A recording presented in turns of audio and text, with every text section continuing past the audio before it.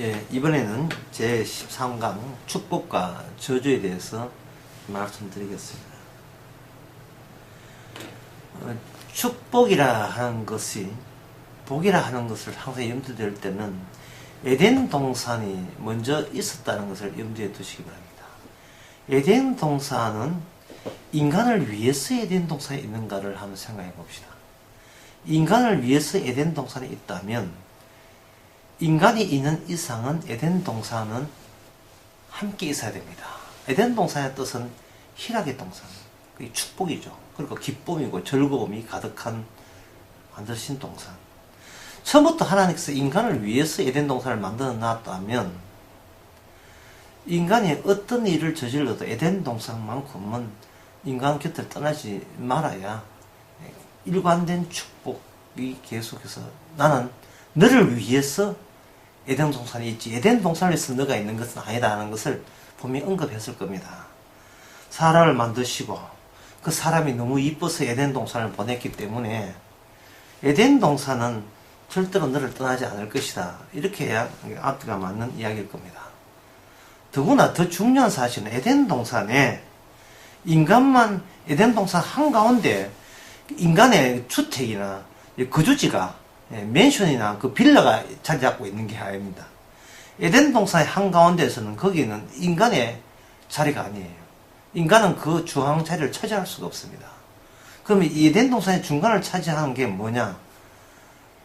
두 그루의 나무였습니다. 하나는 생명나무요. 하나는 선악을 알게 하는 나무, 선악과 나무가 심겨져 있었습니다. 만약에 에덴 동산이 사람을 위해서라면 사람에게 그 어떠한 제한을 철폐해야 됩니다. 사람에게 사람들이 자유를 마음대로 누릴 때 비로소 인간도 기쁘고 그런 자유를 주신 하나님께 감사와 영광을 돌리는 것이 인간이거든요. 따라서 인간에게 어떤 제한을 가한다든지 딴 건 따먹되 이건 따먹지 마라 하는 것은 에덴 동산 자체가 최종적으로 결국 인간을 전적으로 인간 위주로 인간을 위해서 주어진 동산이 아니라는 그런 낌새를 우리에게 암시하고 있습니다.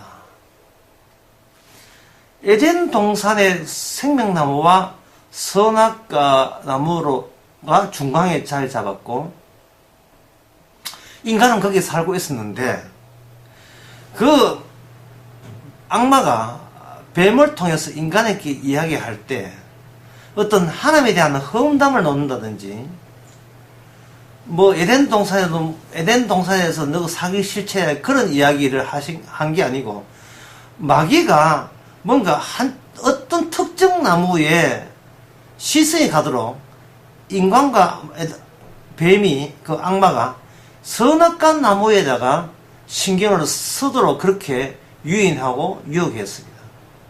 그게 뭐냐? 하나님의 계명이었습니다. 선악을 알게 하는 과실을 따먹지 말라는 계명을 유독 마귀가 거기에다가 주목을 시킨 겁니다.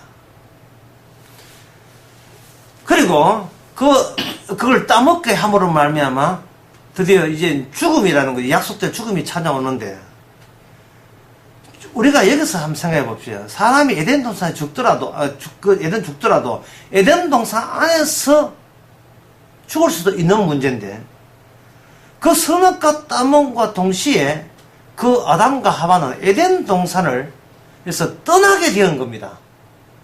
뭔가 에덴 동산의 가치가 선악을 알게 한 인간이 끼어들어서는 안 되는 조건 하에서 처음부터 에덴 동산이 주어졌다는 것을 우리에게 말해주는 겁니다. 선악을 알게 하는 인간이 계속해서 에덴 동산에서는 살아서는 안 될 이유가 에덴 동산 안에는 있었던 겁니다. 그러면 진정한 축복은 뭐냐?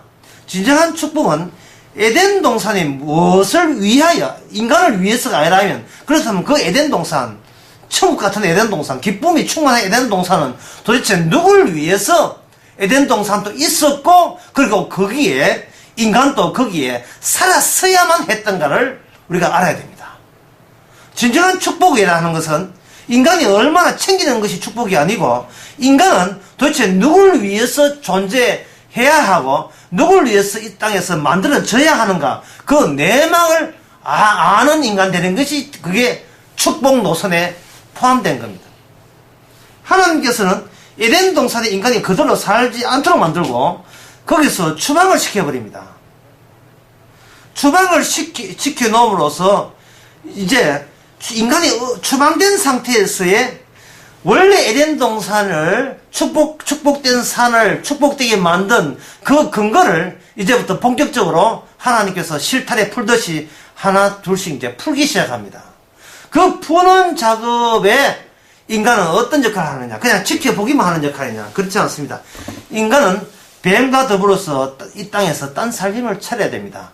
딴 삶을 차리면서 하나님의 형상대로 만든 인간이 그 형상 속에서 하나님의 모든 말씀과 하나님에 대해서 어떠한 반대되는 성향을 인간에서 완전히 유출하고 있는가를, 그걸 철저히 그 죄를 덜어내는 그러한 아주 중요한 역할을 인간의 역사를 통해서 다 펼쳐보아야 됩니다.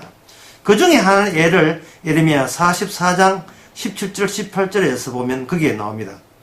거기에 예레미야의 그 하나님의 예언을 들었던 백성들이 이렇게 반발합니다.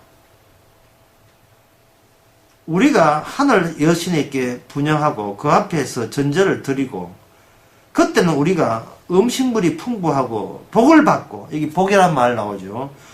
오늘 축복에 대해서 이야기하니까 복을 받고 재앙을 만나지 아니하였더니, 그러니까 하늘 여신에게 이렇게 저 제사 드리고 잘 섬기들 그때는 우리가 모든 게 소유가 풍부하고 축복을 받고 재앙을 만나지 아니하였더니, 우리가 하늘 여신을 분양을 그 앞에 전제되는 것을 철폐하고 폐지하고 그게 여호와 하나님께로 돌아와서 그렇게 사니까 오히려 핍절하고 칼과 기근을 멸망을 당했다라, 이런 이야기를 하는 겁니다. 얼마나 인간의 본심을 얼마나 잘 솔직하게 보여주는 몰라요. 이 성경에서 가장 인간의 본심을 가장 솔직하게 보여주는 이 대목 같아요.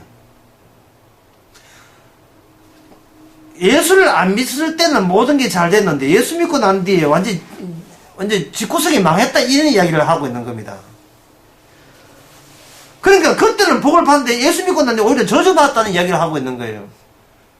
제가 왜 이런 이야기를 하냐 하면은, 이미 에덴 동산 쪽 뛰어나온 인간들이 어떤 죄악된 성향을 보여주냐 하면은, 저주를 마치 축복이라고 해석하고, 그게 축복을 저주라고 해석하는, 꼭 진짜 축복과 진짜 저주를 꼭 반대로 보여주는 성향을 원없이 펼치면서 한평생을 살아간다는 그 이야기를 제가 지금 드리고 있는 겁니다.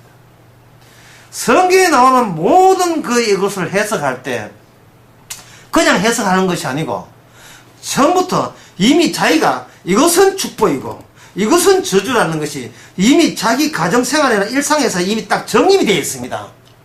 신이시여 이럴 때 나는 그걸 축복으로 간주하겠고, 신이시여 이럴 때 나를 사랑한다고 간주하겠고, 신이시여 이런 걸 만약에 벌어진다면 나는 저주라고 간주하겠고, 신이시여 그런 걸 만약에 그런 일이 벌어진다면 나는 하나님이 나를 미워한다고 간주하겠습니다 라는 이미 자기만의 조직신학과 철학과 인생관이 이미 정립된 상태에서 우리는 성경을 해석하게 되고 목사의 설교를 듣게 됩니다.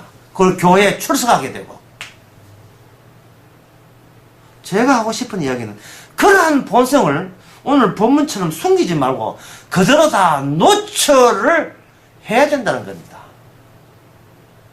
교회에 봉사하고 충성하면 그 복으로, 하나님 일을 열심히 했던 그 복으로 진짜 정말 내가 원하는, 내가 기대하고 소망했던 그 축복이라는 거, 소유가 풍부하고 가정의 만사가 형통하고 이런 걸 설마 하나님께 살아계시면 주시겠지 라는 그런 가곡한 그 진짜 심보는 그거는 아주 들키지 않으려고 그렇게 숨겨놓고 자기가 할 수 있는 온갖 희생과 봉사를 다 하면서 그런 내가 기대한 축복을 위해서 인내하면서 참는 거예요. 근데 그 심보가 언제까지 가는지, 그 왜곡된 축복과 그 악마적인 저주가 이런 거꾸로 된 축복과 저주간이 언제까지 숨길 수 있는지, 결국은 우리 입에서 예수를 욕하고 하나님을 욕할, 노골적으로는 아니지만 속으로 하나님 앞에 원망하고 불평할 그 순간순간들이 우리 인간의 역사를 메꾸고 있고, 그런 식으로 인생을 살아오고 있습니다.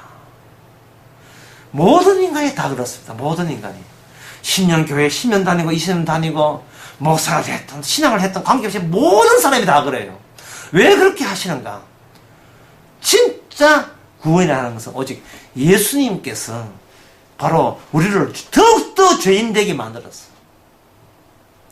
우리로 하여금 의인은 없나니 하나도 없게 만드는 그 작업을 격려해야 오직 예수님만이 축복인 것을, 예수님 자체가 축복이고 하나님 있는 그걸로 더 이상 아무 필요 없는, 우리가 하나님이 계시다는 그걸로 그만 만족하는 거야. 주님이 계시다는 그 자체로서 그동안 세상에서 기대했던 그 모든 행복과 축복을, 그걸 대신한다는 그러한 성령의 은사가, 열매가 우리에게 주어지는 바탕을 하나님께서는 그런 식으로 만드시는 겁니다. 우리가 실컷 죄인됨을, 내가 기대했던 축복과 저주는 사실은 딴 데 있는데 그걸 안 들킨 척 하면서 열심히 교회 나와서 봉사하는 척 하는 이 모든 이 그릇된 죄악됨을 그대로 주께서는 다 아시고, 오직 십자가 피, 예수님의 피만이 영생이고 축복인 것을, 나는 죽어도 좋으니 주님 계신 그 자체로 감사하는 그러한 성령의 역사를 우리에게 그 죄악한 바탕 위에서 우리에게 기적으로 우리에게 부어주시는 겁니다.